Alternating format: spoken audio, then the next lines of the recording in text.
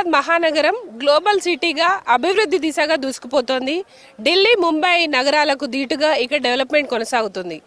అయితే తెలంగాణ ప్రభుత్వం ప్రధానంగా ఇక్కడ పొల్యూషన్ తగ్గించేందుకు ప్రత్యేక చర్యలు తీసుకోనుంది. మరి తెలంగాణ ప్రభుత్వం ముందున్న ఛాలెంజెస్ ఏంటి, ఎట్లాంటి ప్రణాళికలు చేస్తున్నారు, ప్రస్తుతం హైదరాబాద్లో పొల్యూషన్ ఎలాంటి సిచ్యువేషన్లో ఉంది, పూర్తి డీటెయిల్స్ గ్రౌండ్ రిపోర్ట్లో చూద్దాం.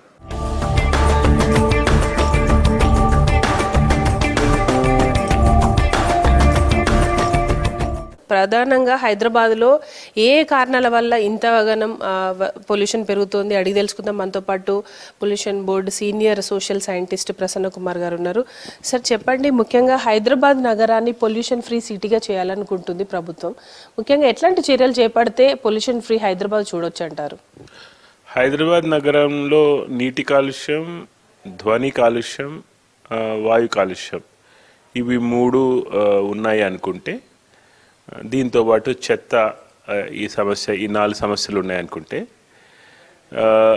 మొదటగా మనం హ్యాండిల్ చేయాల్సింది వాయు కాలుష్యం. హైదరాబాద్ నగరంలో వాయు కాలుష్యం పెద్ద ఎత్తున మనకి సమస్యగా ఉంది. దాన్ని కట్టడి చేయడానికి రాబోయే సంవత్సరాల్లో ఇంకొంచెం ఎక్కువ ప్రయత్నం చేయాల్సి ఉంటుంది.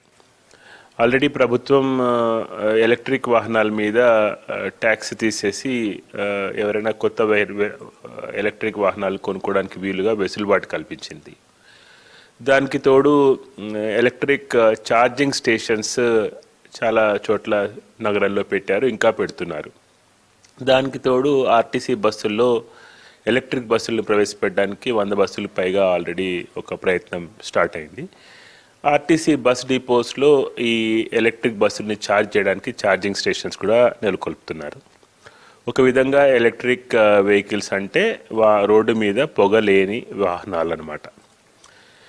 దీనికంటే ముందు జరిగిన ప్రయత్నం ఎల్పిజి, లిక్విడ్ పెట్రోలియం గ్యాస్, దాంట్లోంచి కూడా పొగ రాదు, ఆ వాహనంలోంచి కూడా పొగ రాదు. దానికంటే ముందు జరిగింది సిఎన్జి, కంప్రెస్డ్ న్యాచురల్ గ్యాస్, దాంట్లోంచి కూడా మనకి పొగ రాదు. అంతకంటే ముందు ప్రయత్నం జరిగింది తక్కువ కాలుష్యాన్ని వెదజల్లేటట్టుగా మనకి హై సల్ఫర్ డీజిల్ ఉండేదాన్ని లో సల్ఫర్ డీజిల్గా, డీజిల్ ఫ్యూయల్లోనే మార్పు తీసుకొచ్చి మనకి సప్లై చేసింది కేంద్ర ప్రభుత్వం వివిధ పెట్రోల్ బంకుల ద్వారా. దానికంటే ముందు ఒక ప్రయత్నం జరిగింది ఏంటంటే, పెట్రోల్ పంప్స్లో నుంచి వచ్చే పెట్రోల్ మనకి లెడ్ ఫ్రీ పెట్రోల్, సీసం లేని పెట్రోల్ వల్ల మనకి కాలుష్యాన్ని కొంతవరకు తగ్గించడానికి ప్రయత్నం చేసింది. అంటే ముఖ్యంగా ఇప్పుడు వాహనాల పొల్యూషన్ సంబంధించి ఎలక్ట్రిక్ వాహనాలను తీసుకురాబోతున్నారు. ఇక పరిశ్రమలకు సంబంధించి పరిశ్రమల నుంచి వచ్చే పొల్యూషన్ ఎట్లా ఉంది, ఏ లెవెల్లో ఉంది, రానున్న రోజుల్లో దీన్ని కట్టడి చేయకపోతే ఎట్లాంటి పరిణామాలు ఎదుర్కోవాల్సి ఉంటుంది? పరిశ్రమల నుంచి వచ్చే పొల్యూషన్ హైదరాబాద్కి ఇంకా పెరిగే అవకాశం లేదు. ఎందుకంటే పెరిగే అవకాశం లేకుండా కట్టడి చర్యలు ప్రభుత్వం ఆల్రెడీ తీసుకుంది. ఒకటేమో కొత్త పరిశ్రమలు జిహెచ్ఎంసి పరిధిలో వచ్చే అవకాశం లేదు, ఓఆర్ఆర్ లోపల వచ్చే అవకాశం లేదు. అట్లాంటి పరిశ్రమలకు దేనికి అనుమతులు ఇవ్వట్లేదు. ఏదైనా పరిశ్రమ ఎక్స్పాన్షన్ చేయాలన్నా కూడా వాళ్ళ ట్రీట్మెంట్ మెథడాలజీ, వాళ్ళ ఎక్విప్మెంట్ మార్చుకుని ఇప్పటికంటే తక్కువ కాలుష్యం వచ్చేలాంటి వ్యవస్థ ఏర్పాటు చేసుకుంటామంటేనే వాటిని అనుమతిస్తున్నారు. కొత్త పరిశ్రమల్ని అనుమతి ఇవ్వట్లేదు.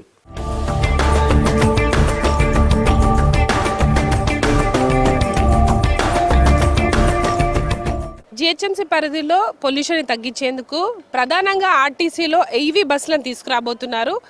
అందులో ముఖ్యంగా ఇప్పుడు తిరుగుతున్న సిటీ బస్సుల్లో దాదాపు 2800 బస్సులు కంప్లీట్గా ఈవీ కాబోతున్నాయి. దీనికి సంబంధించి ప్రోగ్రెస్ ఎట్లా ఉంది అడిగి తెలుసుకుందాం. మనతో పాటు ఆర్ఎం రాజశేఖర్ గారు ఉన్నారు. సార్ నమస్తే. ముఖ్యంగా ఆర్టీసీ బస్సుల మీద ప్రధానంగా ఫోకస్ ఇప్పుడు చర్చ అంతా నడుస్తుంది. విత్ ఇన్ జిహెచ్ఎంసీలో 208 బస్సులు ఈవీ కాబోతున్నాయని. ఆ ప్రాసెస్ ఎట్లా ఉంది సార్? ఇప్పుడు ప్రస్తుతానికి మన Hyderabad city, greater Hyderabad zone city మొత్తం జిహెచ్ఎంసీ లిమిట్స్లో 500 బస్సులు ఎలక్ట్రిక్ బస్సులకు ఆర్డర్ ఇవ్వడం జరిగింది. అలాగే డిస్ట్రిక్ట్స్లో కూడా 500 ఎలక్ట్రిక్ బస్సులకు ఆర్డర్ ఇవ్వడం జరిగింది. సిటీలో ఇప్పుడు 500 బస్సుల్లో దాదాపు 190 బస్సెస్ ఆల్రెడీ ఆపరేట్ అవుతున్నాయి. అందులో 50 బస్సులు ఏసీ బస్సులు ఎయిర్పోర్ట్కి వివిధ రూట్స్ నుంచి ఆపరేట్ అవుతున్నాయి. ఇంకో 25 నాన్ ఏసీ బస్సులు సిటీలో డిఫరెంట్ రూట్స్లో ఆపరేట్ అవుతున్నాయి. ఇవి కాకుండా అతి త్వరలో మార్చి లోపల ఇంకా 300 ఏసీ బస్సులు, మా నాన్ ఏసీ బస్సులు, ఎలక్ట్రిక్ బస్సులు అన్నీ కూడా సిటీలో ఇంట్రడ్యూస్ చేయబోతున్నాం. టోటల్ 500 బస్సులు. ప్రధానంగా ఏ డిపోలో ఎక్కువగా ఈవీ బస్సులు ప్రజెంట్ నడుస్తున్నాయి? పబ్లిక్ నుంచి రెస్పాన్స్ ఎట్లా ఉంది? ముఖ్యంగా ఈవీ బస్సులు ప్రవేశపెట్టడంలో ముఖ్య ఉద్దేశము పొల్యూషన్ ఫ్రీ. సో సిటీలో పొల్యూషన్ తగ్గించాలని చెప్పి ప్రభుత్వం నిర్ణయం తీసుకోవడం జరిగింది. అందులో భాగంగానే ఈ యొక్క ఎలక్ట్రిక్ వెహికల్స్ ఇంట్రడ్యూస్ చేయాలని చెప్పి గవర్నర్ ముఖ్యమంత్రి గారు ఆదేశించడం జరిగింది. సో ఫేజ్ 1లో 500 బస్సుల్లో ఇప్పుడు ఆల్రెడీ కంటోన్మెంట్ డిపోలో ఒక 50 బస్సులు, మియాపూర్ డిపోలో ఒక 50 బస్సులు, హెచ్సియు డిపోలో ఒక 100 బస్సులు ఆల్రెడీ నడుస్తున్నాయి, 200 బస్సెస్. అంటే ప్రజెంట్ ఉన్న డీజిల్ బస్సులకి వీటికి మెయింటెనెన్స్ కావచ్చు, పికప్ ఎట్లా ఉంటుంది అనుకోవచ్చు? ఎలక్ట్రిక్ బస్సులకి ఆల్మోస్ట్ ఫ్రీ మెయింటెనెన్స్. ఓన్లీ మనం ఛార్జింగ్ చూసుకోవాలి, పీరియాడికల్గా బ్యాటరీ చెక్ చేసుకోవాలి. వేరే డీజిల్ బస్సులో చాలా మెయింటెనెన్స్ ఉంటుంది. Almost electric bus maintenance free buses అని చెప్పుకోవచ్చు మనం.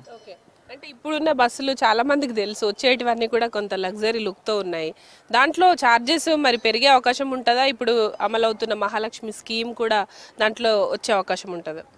అంటే మనకి పల్లె సిటీ ఆర్డినరీ అండ్ ఎక్స్ప్రెస్ బస్సుల్లో మహాలక్ష్మి ప్యాసింజర్స్ అందరినీ కూడా అలో చేయడం జరుగుతుంది. ఓన్లీ మెయిల్ ప్యాసింజర్స్కి మాత్రమే టికెట్ ఇప్పుడున్న డీజిల్ బస్సులో ఏ విధంగా అయితే ఉందో అదేవిధంగా ఈవీ బస్సులో కూడా అలో చేయడం జరుగుతుంది. ఓన్లీ మెట్రో ఏసీ బస్సులో మాత్రమే మహిళలకి టికెట్ తీసుకోవాలి. అండ్ ఈవీ బస్ అనగానే ముఖ్యంగా ఛార్జింగ్ అనేది ఒక ఛాలెంజింగ్ అయిపోయింది.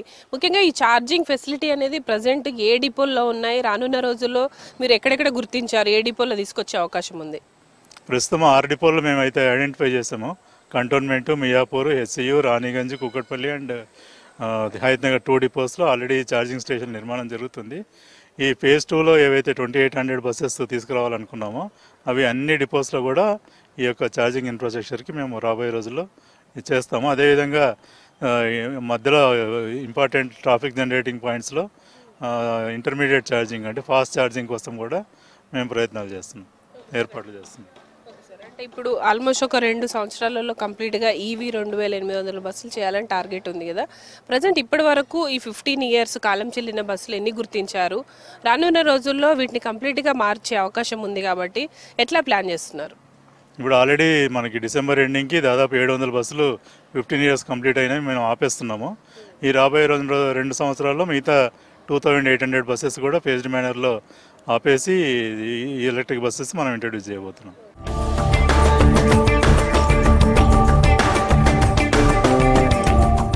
ప్రజెంట్ మనతో మాట్లాడడానికి సీనియర్ ప్రొఫెసర్ జేఎన్టీయూ నుంచి అండ్ లక్ష్మణ్ రావు గారు ఉన్నారు, మాట్లాడదాం.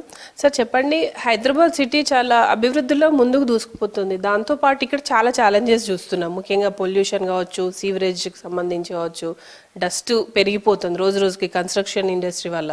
దీనిపైన ఎట్లాంటి చర్యలు తీసుకుంటే బాగుంటుంది? ప్రభుత్వం ఇప్పుడు కంప్లీట్గా ఈవీ తెస్తా అంటుంది.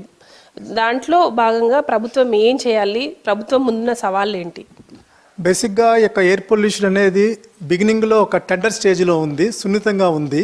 తర్వాత అది ట్రాన్సిషన్ స్టేజ్లో ఉంది, మారుతున్న ప్రక్రియలో ఉంది. మూడవదిగా అది ట్రాన్స్ఫార్మింగ్ స్టేజ్లోకి వచ్చింది. కొన్ని ప్రదేశాల్లో టాక్సిక్ గ్యాసెస్ ఎక్కువగా ఉండడం వలన హెల్త్ హజార్డ్స్ అనేవి ఎక్కువగా వస్తున్నాయి. రెండోది హైదరాబాద్లో SPM 2.51 అనేది ఎక్కువ ఉండడం వలన ధూళి కణాల ద్వారా హెల్త్ హజార్డ్స్ ఎక్కువగా ఉన్నాయి. ఇది ఒక రకంగా చెప్పాలంటే మనిషికి ప్రాణాంతకమైన ఒక స్లో పాయిజన్గా తయారయ్యే వ్యవస్థ ఉంది. సడన్గా ఇంక్రీజ్ అయ్యే హెల్త్ హజార్డ్స్ వచ్చే అవకాశం ఎక్కువగా ఉంది.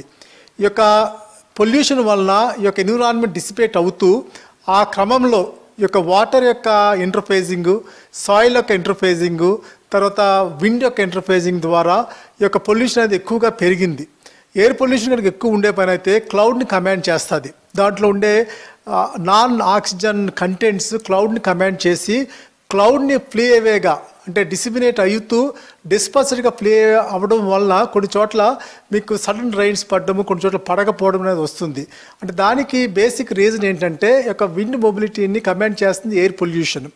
రెండోది యొక్క ఎప్పుడైతే వాటర్ అనేది క్లౌడ్ నుంచి వస్తుందో అంటే లైక్ ఫ్లడ్ వలన కొన్ని చోట్ల ఎక్కువగా పడడం, కొన్ని చోట్ల తక్కువ పడడం వలన హై ఇంటెన్సిటీ వలన ఫ్లడ్స్ ద్వారా టాప్ సాయిల్ కొట్టుకుపోవడము, దాని ద్వారా టెరైన్ డిఫికల్టీస్ రావడము, తర్వాత సాయిల్ నుంచి ఈ యొక్క వాటర్ ఎప్పుడైతే కలిసిందో సాయిల్ పొల్యూట్ అవ్వడము, దానివల్ల హెల్త్ హజార్డ్స్ రావడము, ఈ విధంగా ఒక ఇంటిగ్రేటెడ్ ఇంపాక్ట్ హైదరాబాద్ మీద ఉంది. సార్ ఇక ఇంకొకటి ముఖ్యంగా హైదరాబాద్లో జనాభాకు తగ్గట్టుగా ఇక్కడ మొక్కల పెంచడం కావచ్చు, ఆక్సిజన్ని మరింత పెంచేందుకు ఎట్లాంటి చర్యలు తీసుకోవాలంటారు?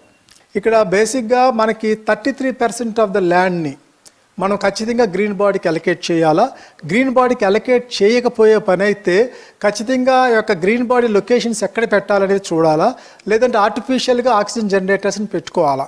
మనకేమవుతుందంటే హైదరాబాద్లో built-up area high raised buildings పెట్టి మేము 25% బిల్టప్ ఏరియా పెడతామంటున్నారు, కానీ వాళ్ళు హై రైజ్డ్ బిల్డింగ్స్ పెట్టి 75% of the area is built-up area. అది కనపడని ఒక 4వ భూతంలా తయారైంది హైదరాబాద్కి పొల్యూషన్ అనేది. ఎప్పుడైతే హై రైజ్డ్ బిల్డింగ్స్ పెట్టారో దానికి ఈక్వల్గా ఒక గ్రీన్ బాడీస్ డెవలప్ చేయలేదు నా ఉద్దేశము, లేదంటే ఆక్సిజన్ బూస్టర్స్ పెట్టుకోలేదు నా ఉద్దేశం అండి.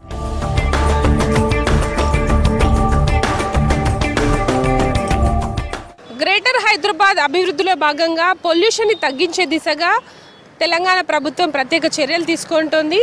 దీనిలో భాగంగానే స్క్రాప్ పాలసీ కావచ్చు, ఎలక్ట్రిక్ వెహికల్స్ని ప్రోత్సహిస్తోంది. ఇక దీనితో పాటు హైదరాబాద్ లోపల ఉన్న పరిశ్రమలని ఔటర్ వైపు తరలించేందుకు వేగవంతం చేసింది ప్రభుత్వం. మరి రానున్న రోజుల్లో హైదరాబాద్ పొల్యూషన్ ఫ్రీ సిటీగా మారుతుందా లేదా అనేది చూడాలి. కెమెరా పర్సన్ సాయితో హరిత, V6 న్యూస్, హైదరాబాద్.